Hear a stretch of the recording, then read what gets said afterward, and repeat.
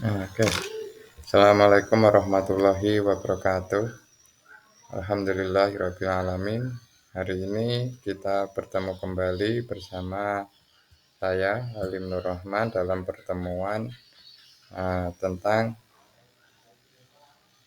untuk membahas tentang masalah balik, ya, tentang masalah balik. Nah, nanti kita akan jelaskan apa itu pengertian dari balik. Tapi sebelumnya kami ucapkan selamat datang untuk semuanya teman-teman dan anak didik kami.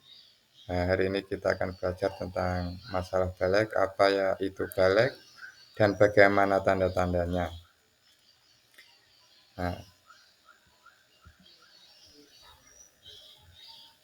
kita ketahui dulu tentang masalah pengertian balik, definisi dan penjelasan yang sangat sederhana tentang apa itu balik. Ya, kata balik berasal dari akar kata bahasa Arab yaitu balghon yablughu balghah yang artinya sampai. Nah, maksudnya apa? Sampai sampai di mana dan sampai apa yang dimaksud itu? Yaitu dalam istilah dalam Islam yang berarti seseorang sudah dewasa secara fisik dan mental sehingga bertanggung jawab penuh atas kewajiban agama seperti sholat, puasa, zakat, dan lain-lainnya ibadah-ibadah yang berada di dalam agama Islam. Nah, dalam konteks hukum Islam, seseorang dianggap balik ketika telah mencapai puberitas atau kedewasaan, baik itu secara fisik maupun mental. Dan masa balik ditandai dengan adanya tanda pubertas fisik pada seseorang. Yang biasa kita lihat biasanya yang mudah dilihat oleh mata itu tumbuh bulu kayak ini apa itu namanya nih jenggot, terus bulu-bulu yang lain yang biasanya tidak tumbuh itu bisa tumbuh lah, itu akan menandakan bahwa itu anak tersebut akan mendekati atau sudah menjadi tingkat balik. Maupun untuk wanita juga ada yang tampak bisa dilihat itu payudaranya itu nanti akan tumbuh dan juga ada apa itu mengeluarkan darah haid. Memang kita kalau membicarakan masalah hukum tanda balik itu kayaknya gimana gitu ya. Karena itu memang hukum, maka kita akan jelaskan secara mendetail agar nanti itu tidak terjadi kesalahpahaman terhadap apa yang nanti kita yang tidak seseorang itu terkadang tabu atau porno itu enggak. Ya, kita nanti bahas secara detail. Ya, contoh situasinya atau peristiwa yang menjadi seorang yang telah balik itu untuk laki-laki sudah mimpi basah keluar sperma. Jadi kalau sudah anak itu sudah bertanda anak laki-laki sudah mengeluarkan sperma dari kemaluannya itu menandakan anak tersebut balik. Nah, kalau belum keluar itu ya belum balik. Untuk anak perempuan sudah keluar darah haid, itu tanda yang paling mutlak yang selalu orang-orang itu tidak tahu atau bagaimana. Itulah yang tanda yang memang apa itu tidak bisa dipungkiri, itu memang dari Allah Subhanahu wa taala yang seperti itu. Nah, sekarang kita melihat tanda-tanda balik pada laki-laki dan perempuan. Nah, yang untuk laki-laki dulu, perubahan fisik pada laki-laki. Yang satu, ini saya bahas di sini hanya 5. Sebenarnya banyak sekali yang ada tanda-tandanya untuk menandakan tanda balik. Tapi yang di sini kita bahas 5 saja, mungkin sudah cukup. Kita diambil durasi 5 menit, ini sudah 5 ini. Tumbuh bulunya kemaluan dan ketek. Salah satu tanda paling umum adalah munculnya bulu kemaluan dan bulu ketek pada laki-laki. Itu tandanya. Yang kedua, pertumbuhan alat kelamin, organ reproduksi seperti penis dan testis akan mengalami pertumbuhan dan perkembangan. Nah, jadi itu memang dari sananya, dari Allah itu menciptakan memang seperti itu untuk tanda-tandanya. Tiga, pertumbuhan tinggi badan. Anak laki-laki akan mengalami peningkatan tinggi badan yang signifikan selama periode pubertas. Yang keempat, perubahan suara. Ada perubahan dalam suara di mana suara anak laki-laki akan menjadi lebih berat dan sering disertai dengan perubahan nada. Jadi kan kalau suara anak, suara akan remaja, suara orang dewasa itu kan sudah ada perubahannya masing-masing. Itu akan menandakan bahwa anak tersebut sudah balik. Nah, yang kelima, pertumbuhan rambut wajah. Nah, ini yang tadi pertama kita katakan masalah bringos ini atau kumis, jenggot, janggut. Nah, semuanya itu akan tumbuh. Nah, sekarang perubahan fisik pada perempuan. Yang pertama itu haid, menstruasi. Menstruasi adalah tanda paling khas bahwa seorang perempuan telah mencapai masa pubertas ini. Adalah pendarahan bulanan yang menandakan kesiapan tubuh untuk proses reproduksi. Jadi anak perempuan itu hati-hati kalau sudah kamu itu sudah keluar haid, maka kamu itu kalau dibuahi oleh laki-laki kamu bisa hamil. Jadi ya hati-hati dalam pergaulan. Satu itu jangan sampai di obok-obok atau disentuh apalagi tian itu tidak boleh. Karena apa? Itu akan mengakibatkan dirimu nanti akan rusak atau membawa kehormatan bagimu, dirimu, dan untuk orang tuamu semuanya dan agama. Pertumbuhan payudara, adanya pertumbuhan kelenjar susu dan payudara merupakan tanda awal perubahan fisik pada perempuan yang mengindikasikan masuknya ke dalam masa pubertas. Yang ketiga, pertumbuhan bulu kemaluan. Seperti halnya pada anak laki-laki, pertumbuhan bulu kemaluan pada perempuan juga merupakan tanda pubertas. Terus, perubahan bentuk tubuh. Yang keempat, terjadi perubahan pada bentuk tubuh termasuk peningkatan lekuk pinggang dan panggul. Dan yang kelima, perubahan suara. Meskipun tidak seintas perubahan suara pada anak laki-laki, beberapa perempuan juga mengalami perubahan suara, nada suaranya. Itulah tanda-tanda balik pada laki-laki dan perempuan.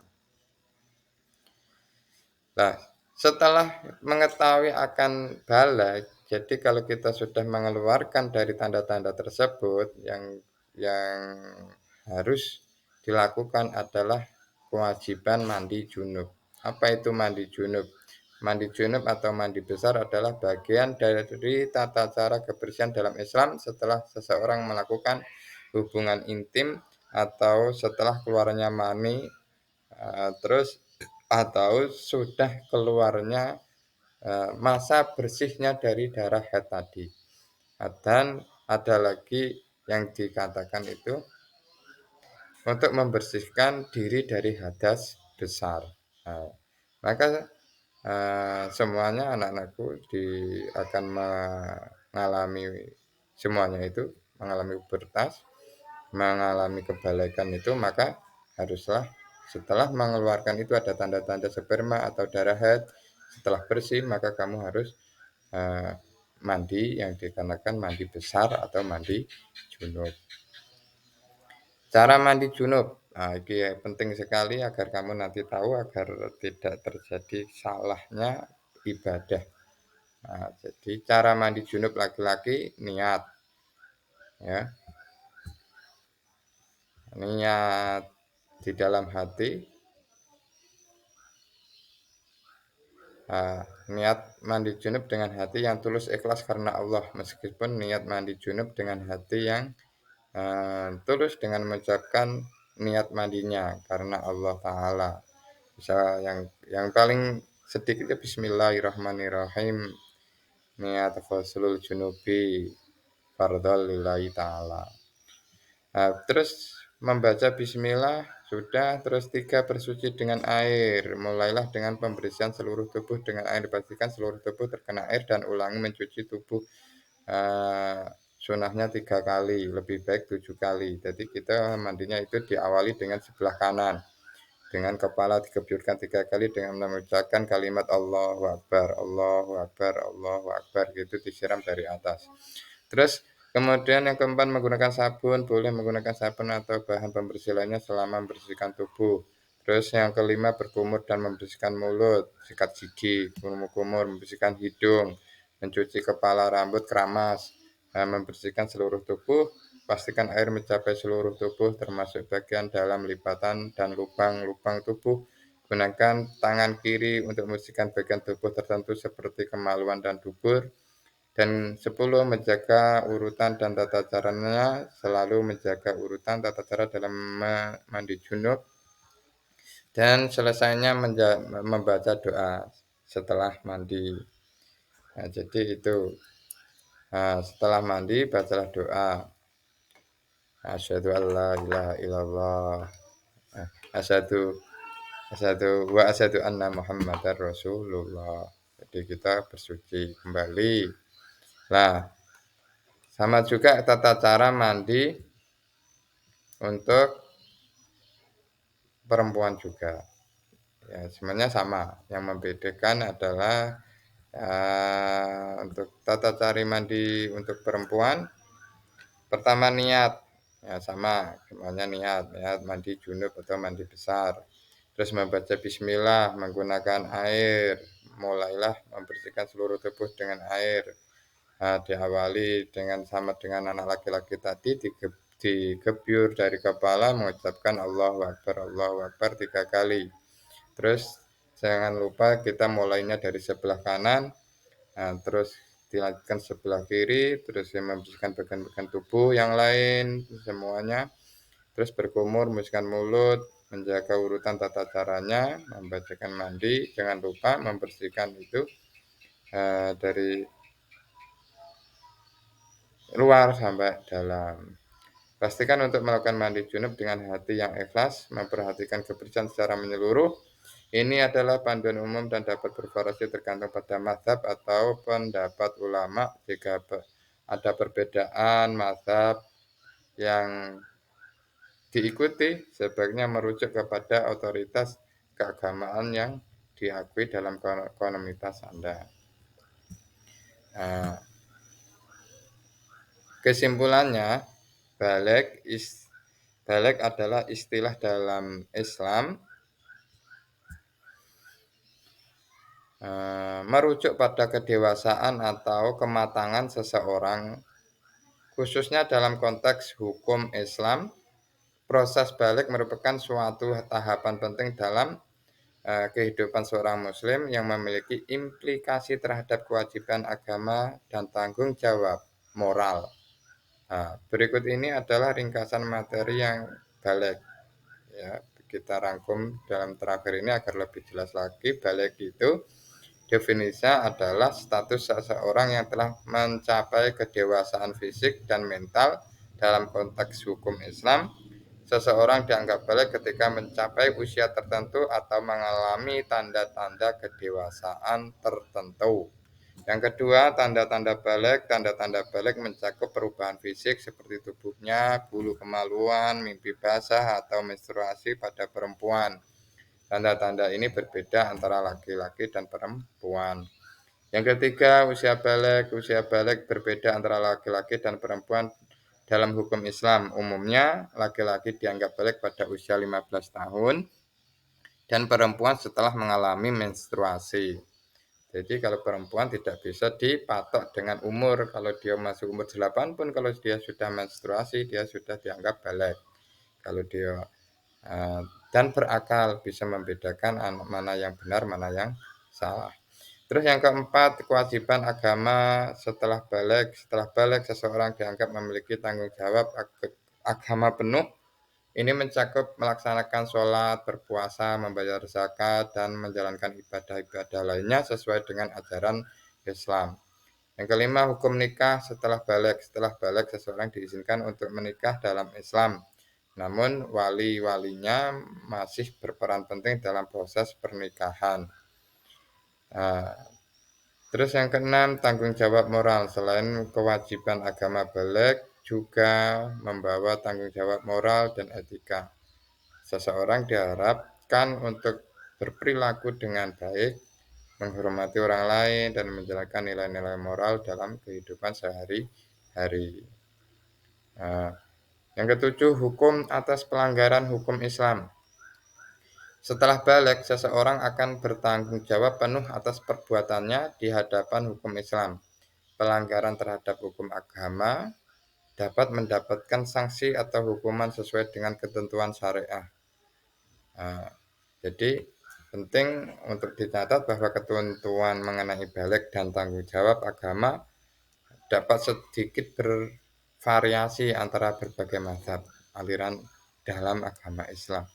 Oleh karena itu, penting untuk merujuk pada otoritas agama atau ulama yang diakui untuk informasi yang lebih spesifik ya. Karena saya belajar di NU, jadi ya banyak harus kita kembalikan ke ajaran ke Nahdlatul Ulama atau ke ahli sunnah wal jamaah. Nah, gitu. Nah, mungkin itu saja, waktu sudah lebih dari 10 menit, ini sudah 16 menit. Kami mohon maaf kurang lebihnya. Akhirul kalam, assalamualaikum warahmatullahi wabarakatuh.